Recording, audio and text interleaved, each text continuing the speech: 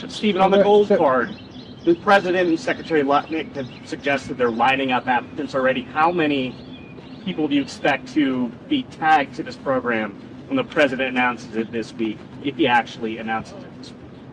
I'll let Secretary Lutnick provide that update, but I appreciate that. Administration's goal to deport 1 million undocumented or illegal. And much more than that, much more. Stephen, also of the 10 alleged gang members that Secretary Rubio said were sent to El Salvador over the weekend, what sort of due process did they get as mandated by the Supreme Court? Well, you're talking about the alien enemies? Yes, the alien. So first of all, a number of those are MS-13. So again, those are just standard removals of El Salvadorians to El Salvador. And without what evidence did you provide that they were MS-13? Okay, so we seem to be confused about this.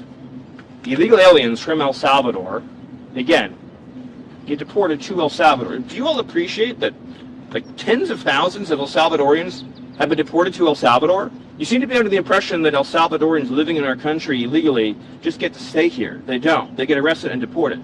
Then the fact that they're MS-13 just puts an extra priority on our deporting them. But we would deport someone to El Salvador regardless of whether or not they were MS-13 if they were here illegally. That's just an extra, because of the priority on public safety threats, we're emphasizing the removals of gang members, in this case, foreign terrorist organization gang members. But as to your other question, they went through all of the due process, as you would call it, that is required by law. So what I find so mystifying is that I've been talking to you all for a very long time. I legitimately, going back years actually, in my entire professional life, I've never received this many questions from the media about an American who was raped or murdered by an illegal alien. Legitimately never. And all of you who are enjoying your lives and doing quite well, if you had children and you were living near any of these people, you would move away immediately. You would call the police immediately. You would call us and ask us to make you and your family safer immediately. And you thank your lucky stars every night that you have enough means and enough money not to live in communities where, say, illegal alien pedophiles offend and reoffend and keep reoffending and keep reoffending. There's an expression there, but for the grace of God, go I.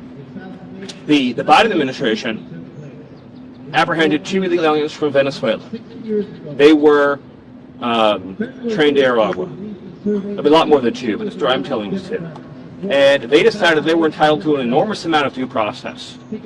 And they didn't feel they had enough evidence to just deport them right away. So they put them on a monitoring system known as supervised release. You're familiar with this case. But a few weeks later, they kidnapped a young girl named Jocelyn Nungary, who was 12 years old at the time. I'm sure you've seen pictures of her.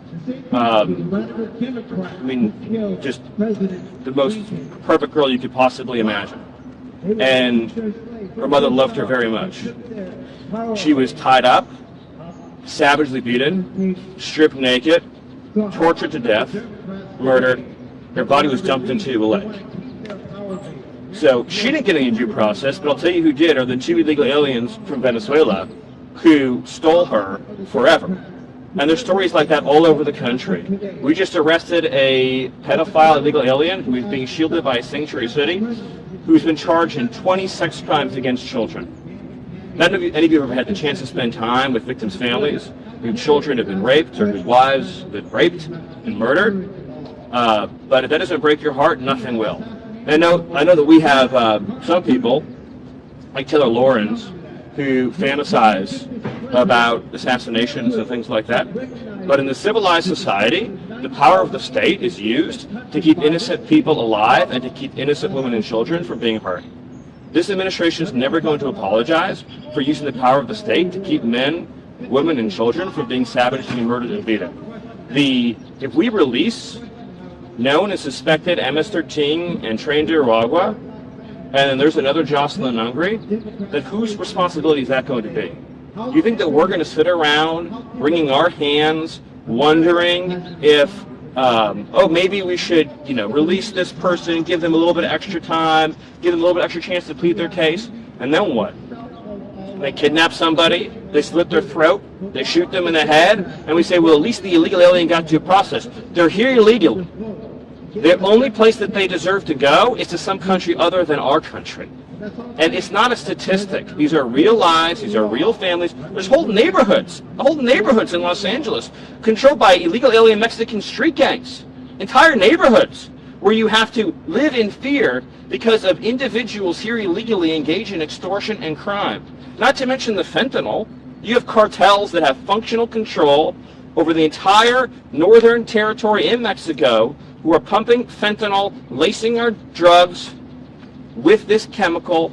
Children are ending up dead. They're going out to a weekend party. They think they're taking something safe, and they get a heart attack and they die by the thousands. So we're not going to apologize for doing something about that. And I just wish we lived in a country where the media gave to 1/10 a damn as much about Americans who were murdered and brutalized and savagely killed, beaten to death, as they did about whether illegal aliens that we all agree are illegal aliens should get 1,000,000 days in court and 1,000,000 trials and 1,000,000 this and 1,000,000 that. There's 15 million illegal aliens that violate into the country. If every one of them got the trial that you're asking for, it would take us centuries to remove them. Centuries. We'd be talking about this in 300-400 years. Their great-great-great-grandchildren would be the ones representing them in court. That's how long it would take. Illegal aliens who come to our country have to be removed, and they have to be removed quickly. That is an essential component of having something that we like to call a country. Stephen, One last question. Thank you. Visa restrictions.